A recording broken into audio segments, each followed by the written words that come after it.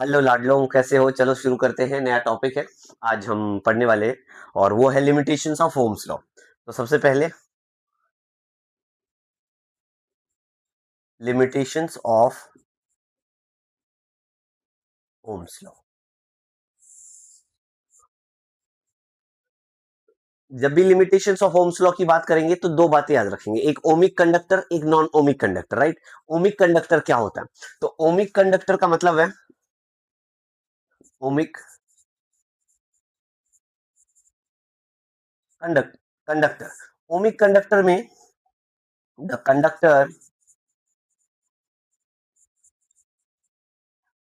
Conductor which obey Ohm's law. हमें याद रखना था conductor which obey Ohm's law. जो ओम्स लॉ को ओबे करेगा उसको ओमिक कंडक्टर कहेंगे। क्लियर हुआ? दूसरा इंपॉर्टेंट चीज, पहली बात तो ये हो गया, इसमें याद रखना है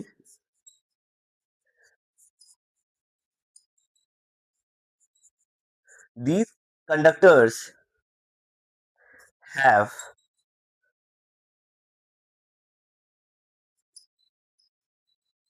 linear relation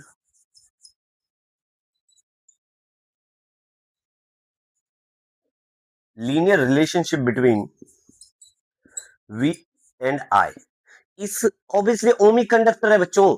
ओमिक कंडक्टर में V और I का जो रिलेशन होगा वो कैसा होगा? लीनियर होगा। क्लियर है? दूसरा है नॉन ओमिक कंडक्टर। जब भी मैं नॉन ओमिक की बात करूंगा,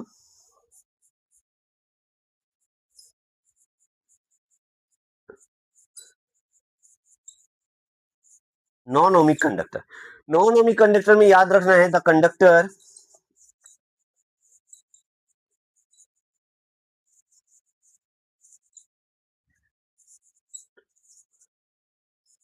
डज नॉट ओबे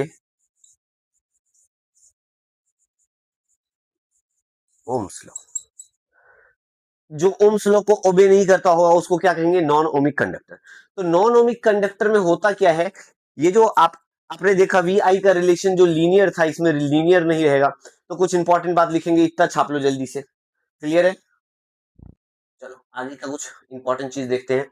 तो हमने जाना नॉन ओमिक कंडक्टर जो होता है which does not obey the Ohm's law. आगे की कहानी अगर हम बात करें तो यहाँ पे कुछ बात है हमें याद रखना है। The resistance of such conductor is not constant even at a given temperature. देखो, नॉन ओमिक मटेरियल में गिवन टेम्परेचर पे भी, देखो गिवन टेम्परेचर है कोई मतलब नहीं है उससे, तो रेजिस्टेंस जो है वो कांस्टेंट नहीं रहता है। क्या नहीं रहता है? रेजिस्टेंस कांस्टेंट नहीं रहता है। और भी कुछ रिलेशन है क्या? वी आई का ग्राफ कभी भी ओरिजिन से शुरू नहीं होगा। तो मैंने इधर लिखा है, क्या लिखा है? The straight line V I graph does not pass through the origin. याद रखना, इंपॉर्टेंट चीज ये है, the straight line V I graph जो बनेगा वो ओरिजिन से पास नहीं करना चाहिए। दूसरी बात, V I relationship is non linear. तीसरी बात, V I relationship is depend on the sign of V। Four, ये बात हमें बहुत, ये सारे बात बहुत इंपॉर्टेंट है बच्चों, याद रखना है। V I relationship is depend on the sign of V. किस पे डिपेंड करेगा? Sign of V. For absolute potential भी बोल सकते हैं। ठीक है, नेक्स्ट, नेक्स्ट बात क्या? वी आई रिलेशन जो होगा वो यूनिक नहीं रहेगा इस केस में। V I relation, V I relation is not unique. ये सारे पॉइंट्स को याद रखेंगे। ठीक है, ये किसके लिए? नॉन ओमिक कंडक्टर के लिए है। क्लियर है बच्चों? समझ में आया? छाप लिया, लिख लिया, आगे बढ़ जाए, पक्का पक्का आगे बढ़ जाए। चलो आगे की कहानी समझते हैं। इतनी बात इरेज कर दूं, पक्का पक्का इरेज करूं। चलो जी, अब हम कुछ ग्राफ के बारे में भी बात करेंगे। ओमिक और नॉन ओमिक मटेरियल यही होता है। ओमिक और नॉन ओमिक कंडक्टर के बारे में हमने जान लिया। अब जो है सुपर कंडक्टिविटी के बारे में जानेंगे। सुपर कंडक्टिविटी क्या होता है? देखो, टेम्परेचर को कम करते जाओगे करते जाओगे करते जाओगे तो आपको मालूम है when ever temperature increases resistance also increases. अरे एक बात बताओ, टेम्परेचर अगर मैं कम कर दूं समहाउ, अगर किसी कंडक्टर का टेम्परेचर को कम कर देता हूं, अगर टेम्परेचर कम हो जाएगा क्या होगा, रेजिस्टेंस ऑटोमेटिकली बहुत कम हो जाएगा, रेजिस्टेंस ना के बराबर हो जाएगा, तो कंडक्टर बिकम सुपर कंडक्टिविटी। ये सुनो, सुपर कंडक्टिविटी अचीव कर लेगा वो, और वो सुपर कंडक्टर बन जाएगा। तो सुपर कंडक्टर बनाने के लिए हम टेम्परेचर को रिड्यूस करते, क्या करते बच्चों, टेम्परेचर को रिड्यूस करते। क्लियर हुआ, समझ में आया, पक्का पक्का। चलो आगे की कहानी समझते हैं, आगे जो हमें पढ़ने वाले हैं। चलो बच्चों आगे की कहानी को समझते हैं। यहाँ पे सुपर कंडक्टिविटी हमने ऑलरेडी बात कर लिया है, डेफिनेशन भी मैंने लिखी दिया है ना, the phenomena of complete loss of resistivity. तो रेजिस्टिविटी को हमें लॉस करना है, कब होगा, जब टेम्परेचर को हम बहुत कम करेंगे। तो कोई भी मेटल को जब हम कूल करेंगे, बहुत ज्यादा टेम्परेचर उसका कम करते जाएंगे, कूल कर देंगे, अगर मेटल को रखे रखे कूल कर दिया हमने, और क्या होगा उसमें सुपर कंडक्टिविटी अचीव्ड हो जाएगा। तो इस बात को याद रखना, the phenomena of complete loss of resistivity by certain metal when it is cooled below a certain temperature, उस टेम्परेचर को हम क्या कहते हैं, क्रिटिकल टेम्परेचर कहते हैं, याद रखना, इज कॉल्ड सुपर कंडक्टिविटी। अब हम जानेंगे कॉम्बिनेशन ऑफ रजिस्टर्स। एक होता है सीरीज कॉम्बिनेशन, एक होता है पैरेलल कॉम्बिनेशन। तो सीरीज कॉम्बिनेशन क्या है, देखो सीरीज कॉम्बिनेशन में एक बात याद रखना है कि the combination of registers in end to end connection कैसा होना चाहिए, end to end connection, so that the same current flows in it in the succession. ठीक है, एक ही तरीके का करंट उसमें फ्लो करता जाएगा, तो इसको क्या कहेंगे, सीरीज कॉम्बिनेशन। एक होता है पैरेलल कॉम्बिनेशन। पैरेलल कॉम्बिनेशन में क्या हो जाएगा, पैरेलल कॉम्बिनेशन में कॉमन पॉइंट जो जितना हमारा टर्मिनल्स होगा, एंड टू एंड कनेक्शन जो कर रहे हैं, इसमें कॉमन टर्मिनल्स हो जाएगा, एक पॉजिटिव टर्मिनल्स एक ही पॉइंट से कनेक्ट हो जाएगा, ऑल नेगेटिव टर्मिनल्स एक ही पॉइंट से अदर पॉइंट से कनेक्ट हो जाएगा, और वैसा हम पैरेलल कहेंगे। चलो पहले सीरीज के बारे में बात कर लेते हैं, फिर आगे बढ़ेंगे। ठीक है, क्लियर है, इतनी बात समझ में आया क्या, पक्का पक्का आ गया। चलो जी इसको इरेज कर दूं, सुपर कंडक्टिविटी आप समझ गए हो, ठीक है जी। अब आगे की कहानी को समझते हैं, हम जानेंगे combination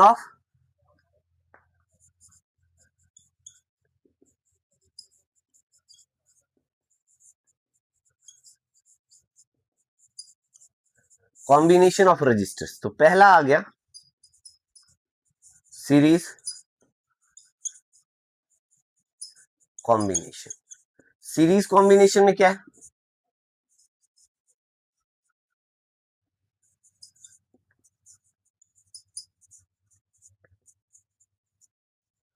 when number of resistors are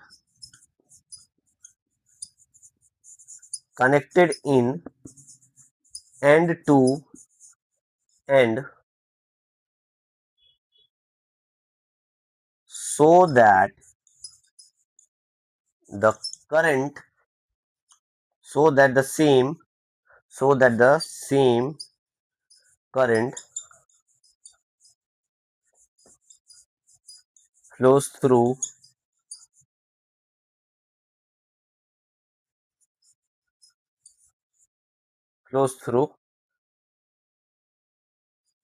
it in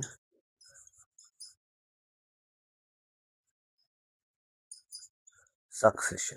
ठीक है बच्चों, इस बात को याद रखना है। इसमें क्या हुआ, बहुत सारे रजिस्टर्स होंगे, कैसा कनेक्शन होगा, जरा देखना, समझने की कोशिश करना।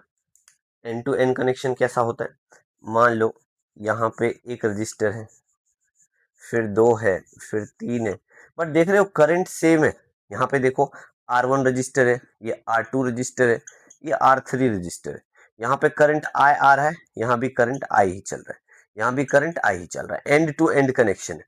ऐसे अगर मैंने बोला कि आप ऐसे रजिस्टर्स को कनेक्ट कर लो, तो देखो सीरीज कॉम्बिनेशन कितना इजी है, हर एक जगह पे बट पोटेंशियल डिफरेंसेस चेंज हो जाएगा। ठीक है, पोटेंशियल डिफरेंस का वैल्यू चेंज हो जाएगा। तो सीरीज कॉम्बिनेशन में when number of registers are connected in end to end, so that the same current flows through it in succession. ठीक है, flows through it in succession, एक ही तरीके से चलता रहेगा करंट। क्लियर है बच्चों, इतनी बात क्लियर हो गया। तो कंसीडर कर लेते हैं हम, consider three resistors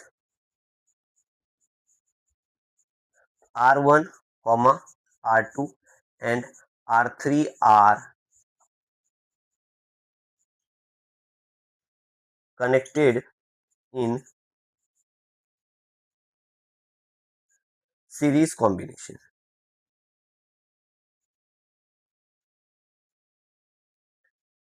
with same current I, but the potential difference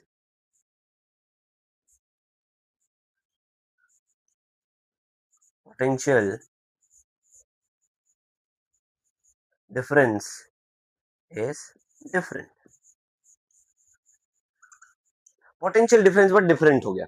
इतनी बात क्लियर है, लिख लिया पक्का पक्का। सीरीज कॉम्बिनेशन की बात कर रहे हैं, इतनी बात क्लियर हुआ बच्चों? आगे इरेज कर दूं, आगे बढ़े? चलो ठीक है, इतनी बात जब हमने समझ लिया है तो जरा देखो जरा आगे की कहानी।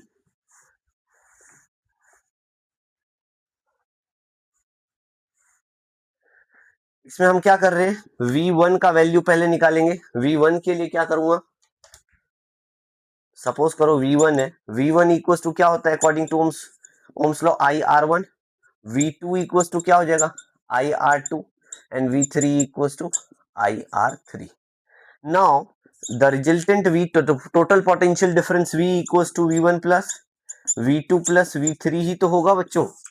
अच्छा, अगर मैं ऐसा लिखूंगा तो V इक्वल टू IRS कर लेता हूं, सीरीज के लिए इक्विवेलेंट निकाल रहे हैं ना अपन लोग, RS लिख सकते हैं। और ये क्या होगा, IR1 plus IR2 plus IR3। Clear, इतनी बात समझ में आया? पक्का पक्का समझ में आया बच्चों? चलो जी आगे बढ़ते हैं।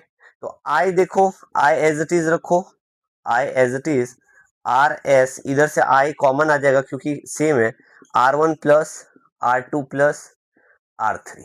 I दोनों साइड से कैंसिल कर दो, तो RS series combination must be R1 plus R2 plus R3।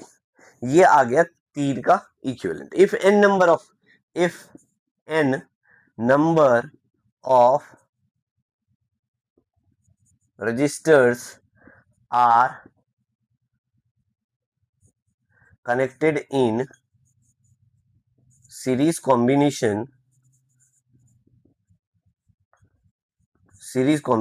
then equivalent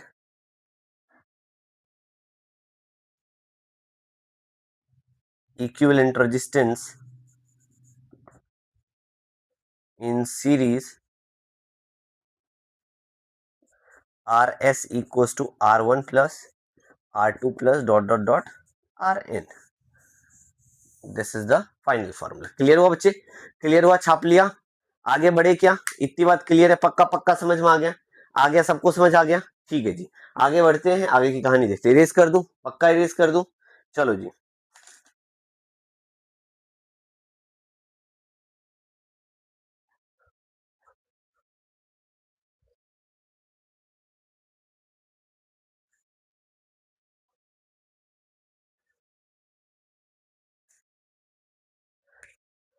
अब पैरेलल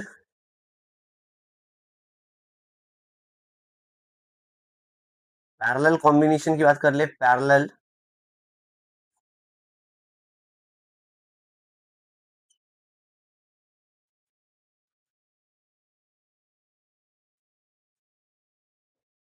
पैरेलल कॉम्बिनेशन की बात कर रहे हैं,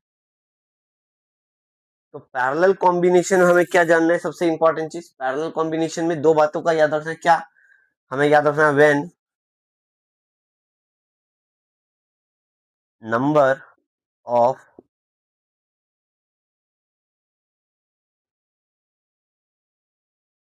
resistors are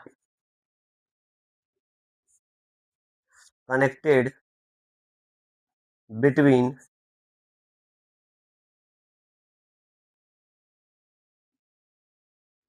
common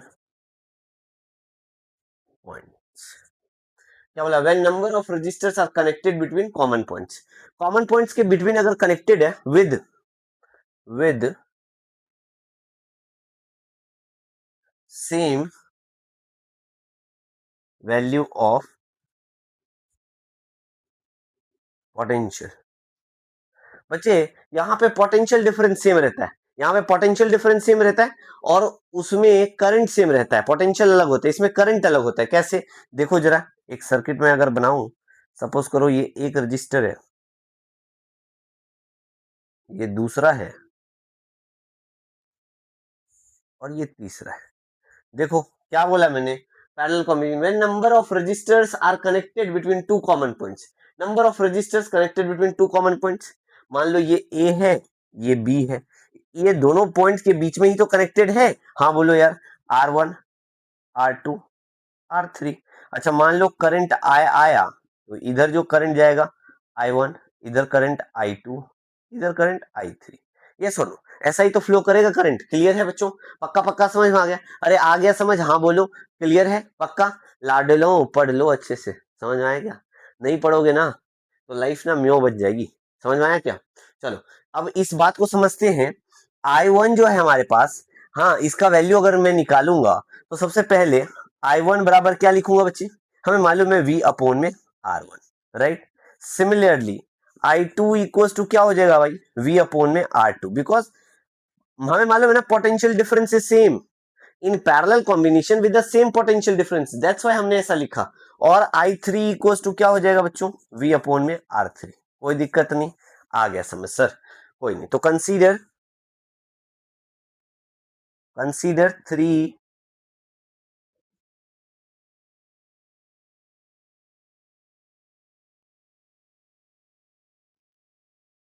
registers R1, R2 and R3 are connected in parallel combination with same potential difference, then resultant but different current, but different current की value different हो जाएगा। तो I बराबर I1 plus I2 plus I3 ऐसा लिखूंगा क्या? Clear हुआ इतनी बात, पक्का पक्का समझ में आ गया बच्चों? I1, I2, I3 का वैल्यू ये आ जाएगा। क्लियर है, इरेज करो इतनी बातों को, लिख लिया, छाप लिया आप लोगों ने, इरेज कर दूं पक्का पक्का। चलो जी, अब आगे की कहानी को हम समझते हैं। तो मैं अगर इस वैल्यू को इरेज कर दूं तो हमारे पास I इक्वल्स टू, ऐसा लिख देता हूं यहाँ पे। चलो अब एक बार बताओ, I बराबर में I1 plus I2 plus I3 लिखा था, I इक्वल्स टू क्या लिखूंगा, V अपॉन में R इक्विवेलेंट बराबर में V अपॉन में R1 प्लस में V अपॉन में R2 प्लस में V अपॉन में R3। यस और नो? अच्छा एक बार बताओ, V अपॉन में R equivalent equals to V common आ जाएगा, 1/R1 plus 1/R2 plus 1/R3। V cancel हो गया, 1/R equivalent equals to 1/R1 plus 1/R2 plus 1/R3। Okay clear हुआ बच्चों, पक्का पक्का समझ में आया क्या? ये resistance, if N number of resistance, if N number of resistors are connected in parallel combination, then 1/R equivalent parallel के लिए 1/R1 plus R2 plus dot dot dot plus 1 upon में RN। क्लियर हुआ बच्चों, समझ में आया क्या? पक्का पक्का कहानी समझ में आ गया? चलो जी, आगे अभी क्वेश्चन देखेंगे और आगे बढ़ेंगे। क्लियर हुआ इतनी बात? पक्का, जल्दी छापो। चलो क्वेश्चन देखते हैं, पहला क्वेश्चन है,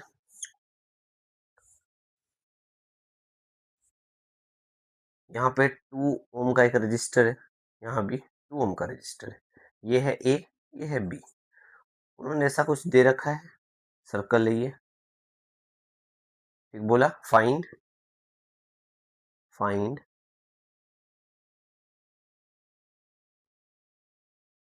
रेजिस्टेंस। ठीक है, क्वेश्चन नंबर 1, अब देखो ये है सर्कल, इसका मतलब यहाँ रजिस्टर अगर लगा हुआ है, इसको आप ऐसे भी तो लिख सकते हो, यस और नो,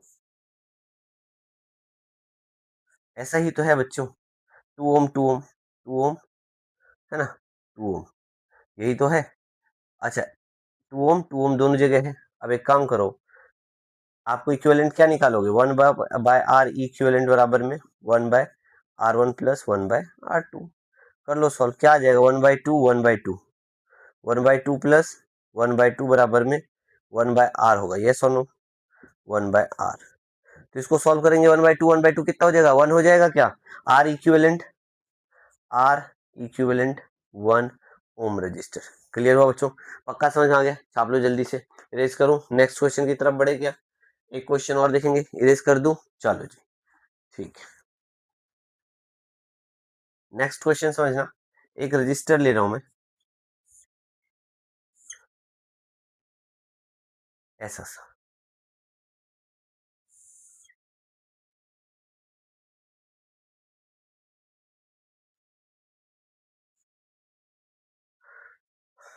ऐसा है, मान लो 2 ओम 2 ओम 2 ओम, और ये कनेक्शन है वायर का, ये है, ये बी पॉइंट है, राइट।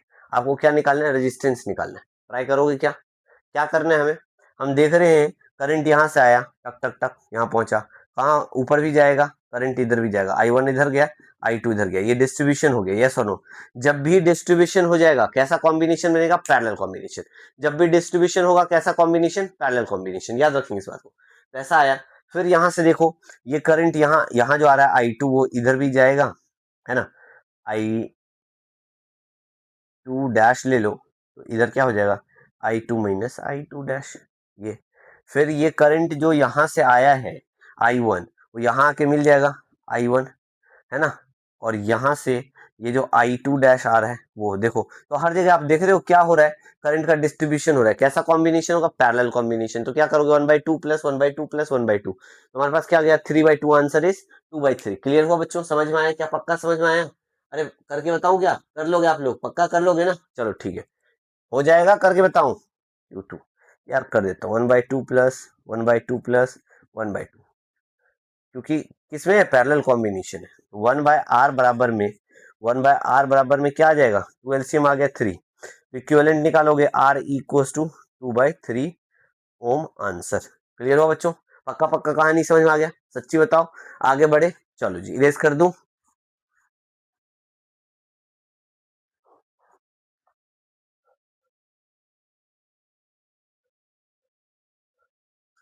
नेक्स्ट क्वेश्चन देखते हैं, यहाँ पे एक बैटरी है।